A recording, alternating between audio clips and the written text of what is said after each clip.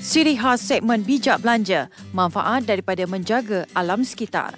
Antara langkah yang baik dan wajar disokong ialah usaha kerajaan melancarkan kempen penanaman 100 juta pokok. Dilakukan untuk tempoh 5 tahun, kempen itu penting ke arah hidup yang lebih berkualiti untuk generasi akan datang. Menurut Ketua Pengarah Institut Penyelidikan Perhutanan FRIM, Dr. Khalid Aziz Hamzah, kempen penanaman 100 juta pokok 2021-2025 merupakan anjuran Kementerian Tenaga dan Sumber Asli yang dilaksanakan Jabatan Perhutanan Semenanjung Malaysia JPSM, Jabatan-Jabatan Perhutanan Negeri serta FRIM. Sejak dilaksanakan mulai awal tahun ini, sebanyak 230,000 pokok ditanam pelbagai pihak.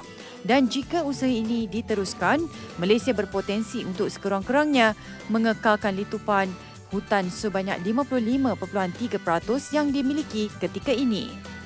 Kita semua dia maklum kerajaan Malaysia telah membuat satu komitmen di sidang kemuncak bumi Rio de Janeiro, Brazil pada tahun 1992, iaitu untuk mengekalkan sekurang-kurangnya 50% daripada kawasan tanah kita dilitupi oleh kawasan berhutan dan pokok-pokok. Jadi kita harapkan dengan kempen penanaman 100 juta pokok ini, kawasan berhutan di Malaysia akan terus dikekalkan dengan kadar yang lebih atau kadar yang sama 55.3% ataupun lebih tinggi. Jelasnya terdapat 3 kategori pokok yang boleh ditanam untuk kempen ini. Antaranya pokok hutan atau pokok balak yang ditanam pada hutan yang terosot jumlah pokoknya, pokok hiasan taman dan landscape serta pokok buah-buahan. Jadi kita tak ada alasan. Kita mana ada pokok nak tanam, mana ada tempat. Tapi sekarang ni kita kategori itu memang luas ya. Kita tak hadkan kepada pokok hutan dan pokok balak saja. Dan ia tak semestinya dalam hutan. Ia di mana kawasan-kawasan yang sesuai yang kita rasakan tidak mengganggu kenderaan ataupun perkara yang berkaitan dengannya, kita boleh tanam pokok. Kempen penanaman 100 juta pokok dapat memelihara kepelbagaian biologi serta meningkatkan kualiti persekitaran semula jadi termasuk sungai dan pesisir pantai.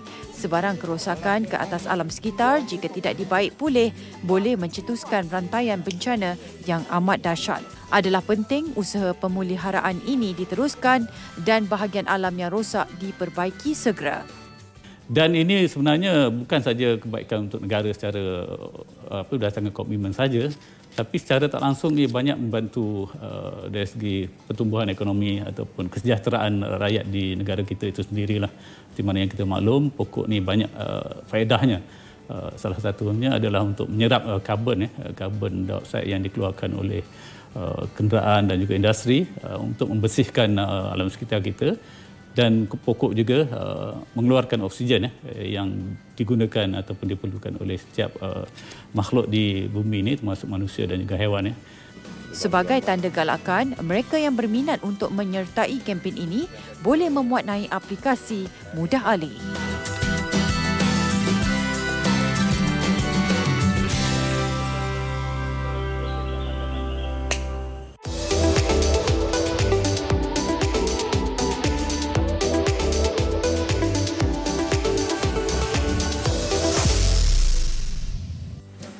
Segmen Bijak Tani minggu ini berkongsi ikhtiar sepasang suami isteri yang memfokuskan pada pembiakan rumpai wolfia sebagai punca pendapatan keluarga daripada tiada harga hingga mencecah ratusan ringgit sekilogram. Bermodalkan 4 item yang kosnya tidak sampai RM300, anda sudah boleh memulakan pertanian tumbuhan akuatik rumpai wolfia yang kini agak tinggi permintaannya. Cuma sediakan tangki, air dan tinja kambing sebelum membiakkan benih induknya dengan kadar pembiakan 6% dalam tempoh sehari. Begini rupa tumbuhan terkecil di dunia. Jika dilihat dengan mata kasar, rumpai wolfia tidak mempunyai akar dan tidak berdaun. Ukurannya pula sangat kecil, cuma berdiameter sekitar 1 mm sahaja. Bentuknya seakan-akan bintik tepung jagung yang mengembang di atas permukaan air. Sebagai orang pertama di Perlis yang mengusahakan pembiakan wolfia, Diani Iklima Muhammad Razi berkata, dia secara tidak sengaja mempunyai benih induk tumbuhan itu melalui pembelian benih Azolla yang merupakan antara spesies tumbuhan akuatik. Rentetan itu bermula tahun 2019, dia dan suami tekad mengusahakan pembiakan wolfia. Diani menganggarkan berat benih induk rumpai wolfia yang ditemui bersama Azolla itu cuma sekitar 100 gram sahaja selepas ditapis airnya. Namun selepas dipindahkan ke dalam tong berasingan, pembiakan berlaku dengan cepat hingga memenuhi hampir keseluruhan permukaan air hanya dalam tempoh beberapa hari sahaja. Masa tu kami tak mampu nak buat satu tempat khas untuk dia lah, sebab kita baru nak belajar. Kita tak mampu nak buat tempat khas dia macam yang jadi masalah masa tu, dia keluar ikut saluran air. Maknanya bila hujan turun dia hilang lah sebab terpercik apa kan. Lepas kami pindah ke sini, baru kami buat satu tempat khas untuk wolfia. Sehingga kini, pasangan suami isteri berusia 31 tahun itu sudah memiliki 9 tangki fiber rumpai wolfia yang dibiakkan di 2 tempat berasingan selain di hadapan rumah mereka di Kampung Behur Goncar dekat Kangar. Menurut suaminya, Muhammad Syafiq Osman, permintaan ke atas rumpai berkenaan meningkat dengan mendadak gara-gara hobi membela ikan laga dan guppy yang menjadi trend pada ketika ini. Kadar 40% protein yang terkandung di dalam wolfia dikatakan sesuai untuk anak-anak ikan membesar dengan cepat selain sifatnya yang tidak mengeruhkan air. Rumpai berkenaan dijual secara atas talian dengan menggunakan platform Shopee pada harga RM12 bagi seberat 50 gram dan RM240 bagi 1 kilogram. Tak ramai lagi yang biakkan wolfia ni. Pasaran dia agak lebih baik ya.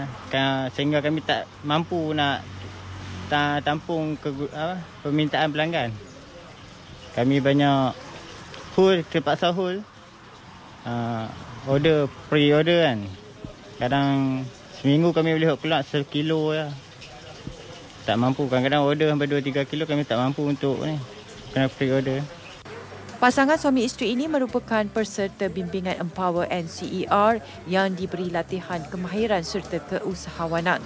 Melangkau ke hadapan, Muhammad Syafiq dan Diani merancang menambah tangki pembiakan dan mampu mengeluarkan antara 3 hingga 5 kilogram wolfia seminggu.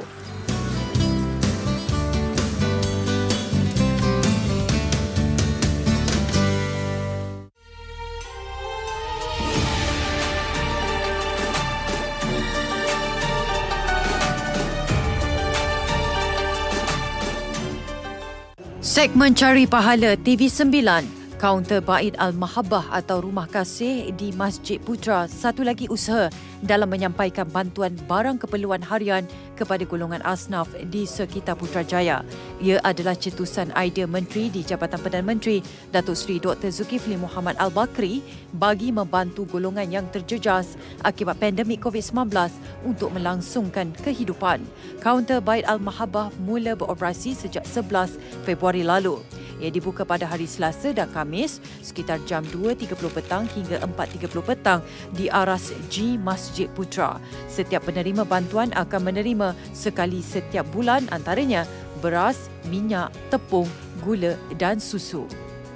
Konsep tolong-menolong, konsep kasih sayang, konsep memberi, konsep menghargai dan memuliakan ini adalah konsep-konsep yang baik yang kita harap akan membawa natijah negara kita baldatun tayyibatun wa rabbun ghafur, negara yang baik dan mendapat keampunan Tuhan insya-Allah.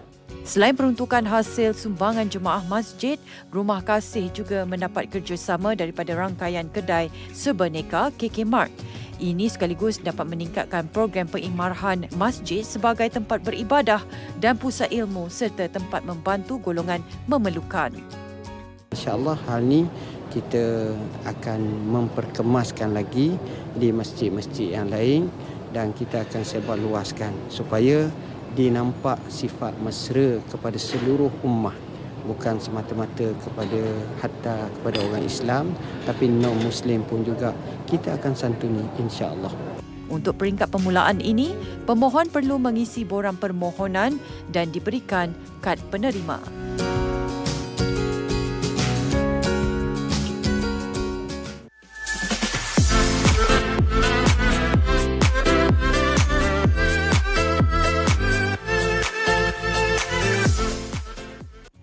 Segmen Pintu Rezeki. 4 orang wanita di Kampung Pasir Tumbuh, Gua Musang, Kelantan berjaya menambah pendapatan keluarga dengan menjalankan perniagaan ikan perkasam air tawar. Jualan dilakukan secara dalam talian dan telah memberikan purata pendapatan sekitar RM1,000 sebulan kepada setiap wanita itu. Langkah diambil kumpulan wanita itu adalah bagi menyempurnakan kehidupan mereka yang terkesan akibat pandemik COVID-19 kerana pendapatan suami yang bekerja kampung semakin terhad. Ibarat pepatah berat sama dipikul, ringan sama dijinjing. Kerja dan kos mereka menjadi semakin mudah kerana dilakukan secara bersama. Usaha ini dimulakan mereka sejak Mac tahun lalu ketika Perintah Kawalan Pergerakan PKP bertujuan mencegah COVID-19 mula dilaksanakan di negara ini. Sejak dari saat itu, mereka yang bekerja sebagai suri rumah sepenuh masa mula berkumpul membuat ikan perkasam. Resepinya hanya mereka berempat yang tahu. Malah mereka berempat jugalah yang melakukan semua proses membuat dan membungkus ikan perkasam. Dan yang lebih membanggakan, mereka kini sudah mempunyai logo perniagaan sendiri. Pada 5 bulan tu, tahun ni okeylah dapat sama kita memuaskan lah. Okeylah untuk suri rumah tangga seperti kami ni. Cuma loan ni tu ada permintaan lebih lah sikit. Orang luar, orang kampung, pakai letak-letak kedai ke apa. Pakai COD, poh ke apa.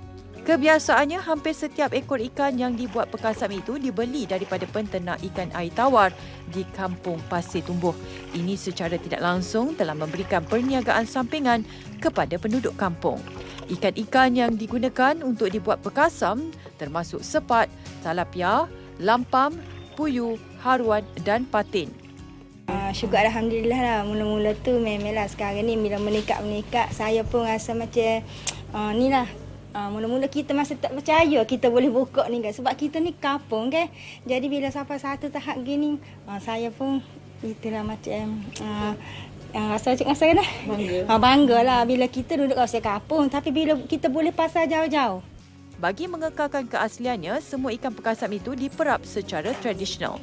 Dalam seminggu, purata sebanyak 50 kg ikan perkasam dihasilkan oleh mereka.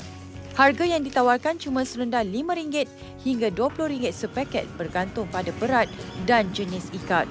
Produk ikan perkasam itu yang merupakan projek ekonomi My Community Perikanan Pasir Tumbuh berjaya menembusi pasaran luar Kelantan.